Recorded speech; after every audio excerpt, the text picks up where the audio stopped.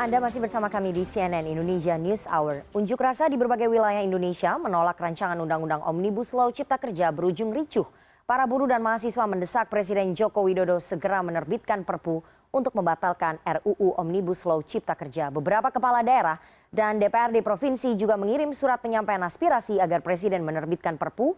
Dan untuk membahasnya lebih dalam sudah bergabung narasumber dari luar studio melalui sambungan Zoom ada Ridwan Kamil, Gubernur Jawa Barat. Selamat siang, Kang Emil. Selamat siang, Mbak Nana. Oke, Kang Emil, langsung saja kemarin sudah beredar, kami juga sudah menerima suratnya yang Anda teken sebagai bentuk penyampaian aspirasi buruh yang disampaikan kepada Presiden Jokowi agar Presiden menerbitkan Perpu. Pertimbangannya apa, Kang, mengirimkan aspirasi itu kemudian kepada Presiden? Ya, saya kira kita sudah melihat selama 3 hari ada demonstrasi luar biasa, unjuk rasa di berbagai daerah, juga di Jawa Barat, khususnya di Kota Bandung.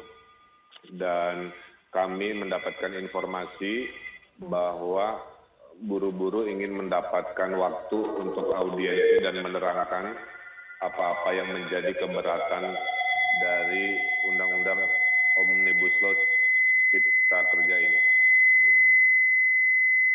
Oke, Kang Emil, selain Kang Emil, sebetulnya ada beberapa kepala daerah lain yang menyatakan keberatan dan meminta Presiden untuk menerbitkan Perpu pembatalan RUU Cipta Kerja ini. Kang Emil, apakah kemudian ini ada bentuk kekhawatiran dari pemerintah daerah yang kewenangannya berkurang di RUU Cipta Kerja ini, Kang? Ya, jadi intinya kemarin yang kita dengarkan aspirasinya adalah pasal-pasal di ketenaga kerjaan, Mbak. Oke. Dari masalah cuti, pesangon, TKA, lembur dan lain-lain. Nah, jadi pure hampir 100% itu dari substansi yang ada 10 sampai 11 klaster pembahasan itu adalah terkait ketenaga kerjaan.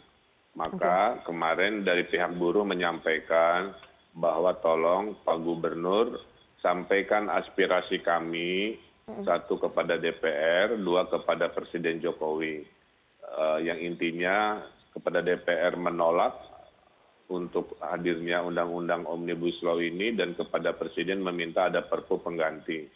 Tentu sebagai kepala daerah kami punya ruang untuk berkomunikasi dan berkoordinasi dengan pemerintah pusat.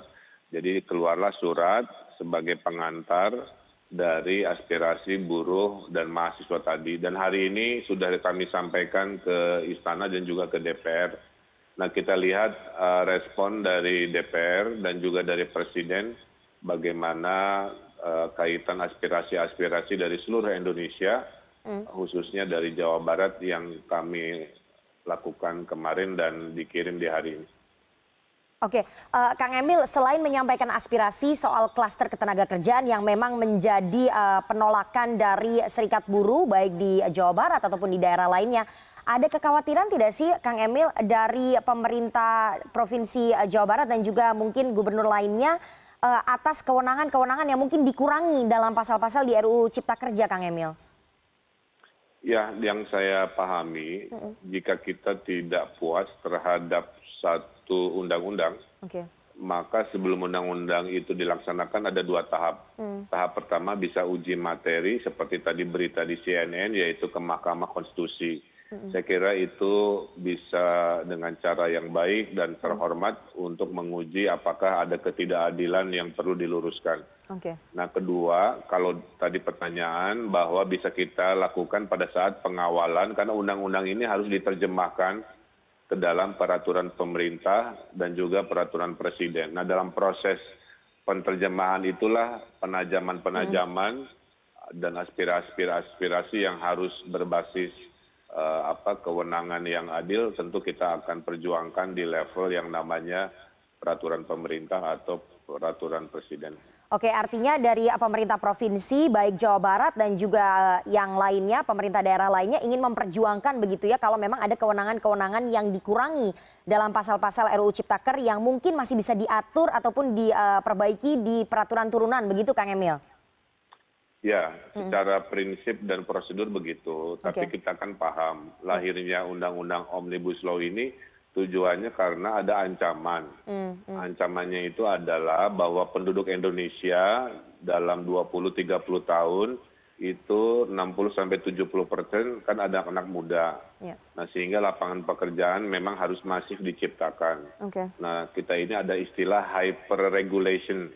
Terlalu banyak aturan-aturan dari berbagai bidang yang saling mengikat, yang membuat proses penciptaan lapangan kerja ini adalah sangat lambat.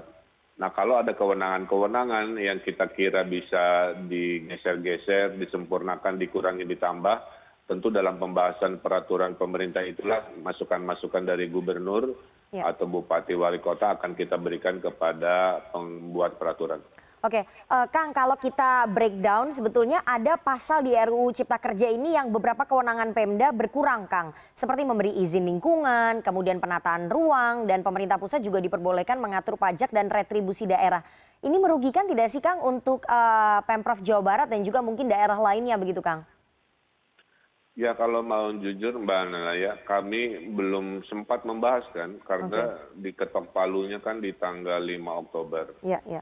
Bahwa dulu disetujui, tidak disetujui. Nah, sehingga saya tidak bisa langsung memberikan opini pribadi. Saya butuh membaca lebih mendalam, mengundang ahli hukum, menafsirkan. Jangan-jangan tidak seperti yang dibaca secara awam kan. Oke, Nah, di balik itu ternyata ada hal-hal besar, ada hal-hal baik yang justru bermanfaat kepada ekonomi Jawa Barat, provinsi, daerah jangka panjang. Katakanlah satu kewenangan dikurangi, ternyata ada tambahan kewenangan lain. Jadi hal-hal itu harus kita kaji secara mendalam. Tapi poinnya adalah selama tujuannya baik, tidak ada merugikan secara substansial, saya kira bisa kita lihat kemajuannya di level peraturan pemerintah. Oke, Kang, artinya dari pemerintah daerah masih wait and see terlebih dahulu, belum bisa menyimpulkan apakah kewenangan Pemda akan berkurang dan diambil alih sentralisasi di pemerintah pusat, begitu ya Kang Emil ya? Ya, per hari ini kan undang-undang itu belum berfungsi karena belum ditandatangani oleh Pak Jokowi. Jadi kita tunggu 30 hari apakah aspirasi-aspirasi di bawah ini berakhirnya seperti apa. Jadi jawaban itu relevan pada saat ada keputusan dari Presiden terkait respon terhadap undang-undang Cipta Kerja ini di level Pak Presiden. Oke, Kang Emil, surat yang Kang Emil sampaikan dari Serikat Buruh ataupun aspirasi Serikat Buruh ini kepada Presiden ini kan ekses dari kemarin demonstrasi yang terjadi berhari-hari ya Kang ya, di Bandung sampai berujung ricuh. Bagaimana kondisinya kemudian hari ini Kang? Karena kan kalau kita lihat kemarin terjadi keributan ataupun kericuhan di Gedung Sate dan beberapa titik-titik utama di Bandung begitu Kang. Ya Mbak Nana, kalau kita mau jujur ya, saya melihat demonstrasi ini terbagi 3 kelompok. Kelompok buruh, kemudian kelompok mahasiswa, dan kelompok lainnya. Nah, lainnya ini yang sering bikin rusuh dan sering tidak beridentitas. Ada yang dilabeli anarko, ada yang dilabeli lain-lain lah. Nah, kemarin kenapa saya memutuskan menemui buruh? Karena di siang itu yang demo mayoritas masih buruh.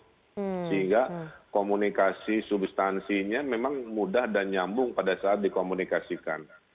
Nah, setelah saya selesai, siangnya lebih kondusif karena buruh pada pulang, ternyata masuklah kelompok-kelompok lain tadi yang memang kadang-kadang tujuannya memprovokasi juga. Nah, alhamdulillah dengan strategi memisahkan itu, hari ini sudah tidak ada lagi demonstrasi-demonstrasi di Jawa Barat, khususnya di Bandung yang saya tahu, dan kita lihat mudah-mudahan follow up secara konstitusi, yaitu melakukan uji material, bisa menjadi saluran yang lebih formal, lebih baik dibandingkan melakukan demonstrasi.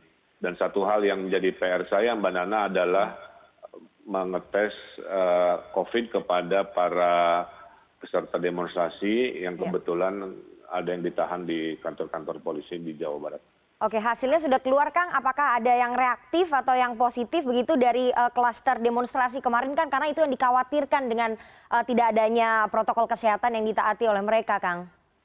Iya, saya lihat banyak yang mengunjuk rasa dengan tidak pakai masker, berdepetan, teriak-teriak ya. Jadi memang protokol itu saya sangat kecewa, sangat khawatir.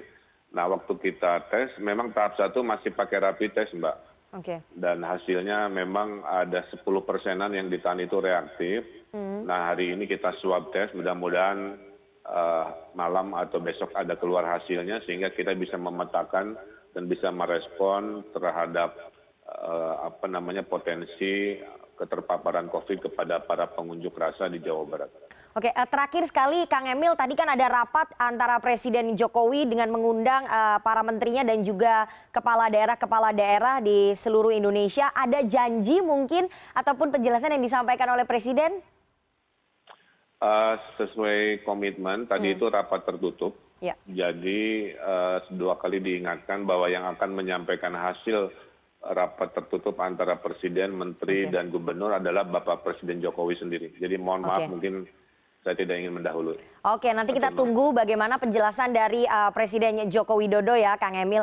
Terima kasih sekali Gubernur Jawa Barat, Kang Ridwan Kamil atas waktunya kepada CNN Indonesia NewsHour siang hari ini.